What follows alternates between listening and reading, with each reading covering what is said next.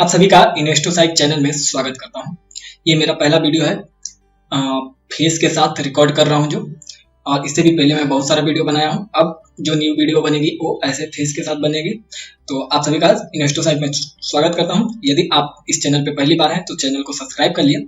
और आज हम लोग 3 स्टॉक के बारे में बात करेंगे, और इसका रीजन है कि गवर्नमेंट के द्वारा एक न्यूज आया है कि गवर्नमेंट 14,500 करोड़ के आसपास फ्रेश कैपिटल बैंकों को इंट्रोड्यूस कर रही है, मतलब देने वाली है।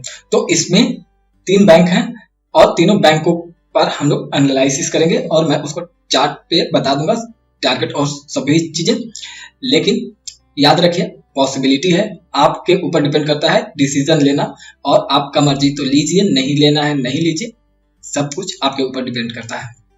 तो ये एजुकेशनल पर्पस के लिए है। तो सबसे पहले हम लोग आ जाते हैं अपने स्क्रीन पे। तो ये है हमारे सामने इंडियन ओवरसीज बैंक का चार्ट है, ठीक है। और इसके ऊपर देखिए, मैं अभी जो क्लोजिंग हुई है इसका वो 17.15 के पास क्लोजिंग है, ठीक है। और ज्यादा ये आज अप नहीं हुआ है, लेकिन ठीक है, ये कल का न्यूज है, हाँ ठीक है। अब इसमें बाय करके चलना है आप लोगों को, लेकिन बाय करने से पहले देखिए, इससे पहले इसने लो लगाया था 5 तारीख को, ठीक है। और उससे पहले ये वाला लो 5 तारीख को 15.9 का लो लगाया था। उसके बाद से उससे पहले जो लो लगाया था ये है 15.3 का, ये 23 फरवरी को लगाया था, 23 फरवरी पिछले महीने में, और ये इस महीने में यहाँ पे लो लगाया है। याद रखिए, देखिए ये वाला लो लगा है और ये वाला जो लो है वो इस लो के ऊपर है। तो हायर हाई का सिचुएशन कह सकते हैं, लेकिन लो के लिए, ठीक है। तो इसके वजह से हम लोग बाय करेंगे। लेकिन याद रखिए कि जब बाय कर रहे हैं तो इसके लिए एक स्टॉप लॉस भी डिसाइड कर लीजिए। यदि इसके नीचे नहीं टूटना चाहिए, ठीक है। यदि इसके नीचे चला गया तो आपको एग्जिट कर देना है। देखिए, ज्यादातर न्यूज जो आती हैं वो प्राइस पहले एडजस्ट कर चुका होता है मार्केट, ठीक है। तो हो सकता है कि ये न्यूज लेट आई हो और मार्केट ये इस समय ही एडजस्ट कर लिया, ये रन किया है, बहुत ऊपर गया है, तो इस समय ही ये एडजस्ट कर लिया हो, ये हो सकता है, ठीक है। तो इसलिए मैं बोल रहा हूं, अब देखिए ये 2 लो आप लोग को 23 फरवरी और 5 मार्च का ये लो याद रखिए, ठीक है।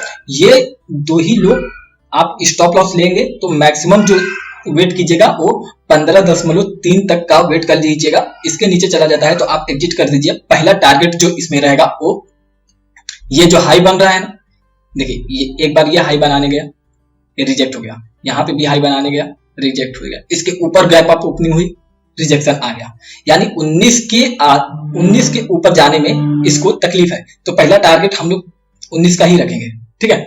हाँ, इसके ऊपर यदि मंडे को इसके 19 के ऊपर क्लोज करता है तो आप यहाँ पे पहला टारगेट ये वाला ले सकते हैं, क्या ये, ठीक है। और ये है 20.65 का, ये पहला टारगेट रहेगा। और यदि इसके ऊपर कोई भी ग्रीन कैंडल, 1 डे की ग्रीन कैंडल इसके ऊपर क्लोजिंग देती है, आप लोगों को इस 20 के ऊपर जाकर के क्लोजिंग देती है, तो आप लोग इसको होल्ड कीजिएगा और मैक्सिमम प्रॉफिट लेने का टारगेट लेने का कोशिश कीजिएगा। ये हो सकता है कि ज्यादा ही ऊपर जाए, ज्यादा ऊपर जाने का मतलब 25 के आसपास जा सकता है, 25 के आसपास, या हो सकता है उसके भी ऊपर जाए, लेकिन अभी इतना ही का टारगेट रखेंगे हम लोग बस। तो टारगेट 1 जो रहेगा वो 19-20 के आसपास, ठीक है। यदि 19 के ऊपर क्लोजिंग देता है तो हम लोग 20.65 का टारगेट पहला 1 लेंगे, और दूसरा जो टारगेट रहेगा 25 का रहेगा, ठीक है। ये इंडियन ओवरसीज बैंक का है। अब हम लोग चलते हैं दूसरे बैंक के लिए।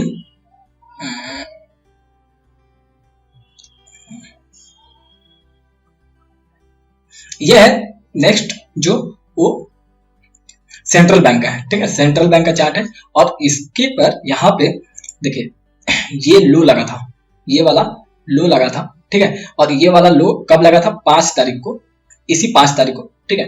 5 तारीख को लो लगाया था 17.6 का, और ये भी देखिए इसके ऊपर जाने में दिक्कत परेशानी हो रही है, यानी 20 के ऊपर जाने में इसको भी दिक्कत परेशानी हो रही है। यदि इसके ऊपर निकल जाता है तो आप धर ले, पहले ही बाय करना है, मंडे को खुलते के साथ ही बाय करना है। लेकिन याद रखिए इसके लिए एक ही स्टॉप लॉस ये है 17.6। हाँ, आप 17.5 तक वेट कर सकते हैं, ठीक है, लेकिन इससे डीप स्टॉप लॉस मत लीजिए, क्योंकि ये लो ब्रेक होगा तो नीचे चला जाएगा, लुढ़क जाएगा। हो सकता है कि मार्केट पहले से ही इस चीज को एक्सपेक्ट किया हो कि ये पैकेज आना है, ठीक है। हाँ, यदि 20 के ऊपर क्लोजिंग देता है तो इसके हाई का T1, ठीक है, 20 के ऊपर यदि क्लोजिंग देती है कैंडल, 1 डे की कैंडल, तो T1 जो रहेगा 26.4 का रहेगा, T2 जो रहेगा 30 का रहेगा, T2 30 का, T1 ये रहेगा। यदि उसके ऊपर क्लोजिंग देता है तो 20 के ऊपर क्लोजिंग देता है तो याद रखिएगा, ठीक है। इसका हाई जो अभी 19 फरवरी को लगा था, ये वाला टारगेट 1 रहेगा, और लो जो रहेगा वो 5 अभी रिसेंटली जो बना था, ठीक है, क्योंकि ये लो, ये वाला जो लो बना था उससे ऊपर उसके नीचे ये खसक गया था, थोड़ा सा नीचे खसक गया था, इसलिए मैं भी बोल रहा हूँ आपको 17.5 तक का स्टॉप लॉस आप मेंटेन कर सकते हैं। तो ये रहा टारगेट 1, इसका टारगेट 1 ये है, ठीक है, T1 ये वाला, और T2 जो रहेगा ये रहेगा 30 का। अब दूसरा जो बैंक है वो है यूको बैंक का, ठीक है। अब दूसरा जो बैंक है वो है यूको बैंक। यहाँ पे यूको बैंक का मेरे सामने चार्ट खुल चुका है, आप लोगों को देखिए, इसमें ये कई बार ये एक हाई बनाया था 14.25 का, फिर उसी के आसपास ये भी हाई बना, ठीक है। उसके बाद से फिर लो बनाने आया ये स्टॉक, और 12.8 का हाई बनाया। कब बनाया, लो बनाया था, कब बनाया था ये 15 फरवरी को, 15 फरवरी 2021, अभी रिसेंट वाला। फिर उसके बाद से इसमें रॉकेट जैसे उड़ा और जाकर के हाई बनाया 16.35 का हाई बनाया 19। देखिए, इसमें भी देखिए और उन सभी में भी देखे हैं, ये हाई सेम डे बनाए हैं, ठीक है, सेम डे बनाए हैं, और लो भी वही सेम, मतलब देखिए उसमें 5 तारीख को बने हैं, और ये जो लो बनाया है वो 10 तारीख को बनाया है, यानी फ्राइडे वाले दिन, फ्राइडे से एक दिन पहले वाला, उससे पहले मतलब तो शिवरात्रि थी, तो 10 तारीख को मतलब बनाया था ये वाला लो। और आप लोगों को पहला स्टॉप लॉस यही होना चाहिए, ठीक है। यदि आप और वेट करना चाहते हैं 12 पॉइंट, देखिए यदि बाई कर रहे हैं तो 12.95 का स्टॉप लॉस, यदि और थोड़ा सा संयम धैर्य है आपके अंदर तो 12.8 तक का वेट कर सकते हैं। यहाँ तक इसका लो यदि ब्रेक हुआ तो आपको एग्जिट कर देना है, कहीं से भी नहीं रुकना है।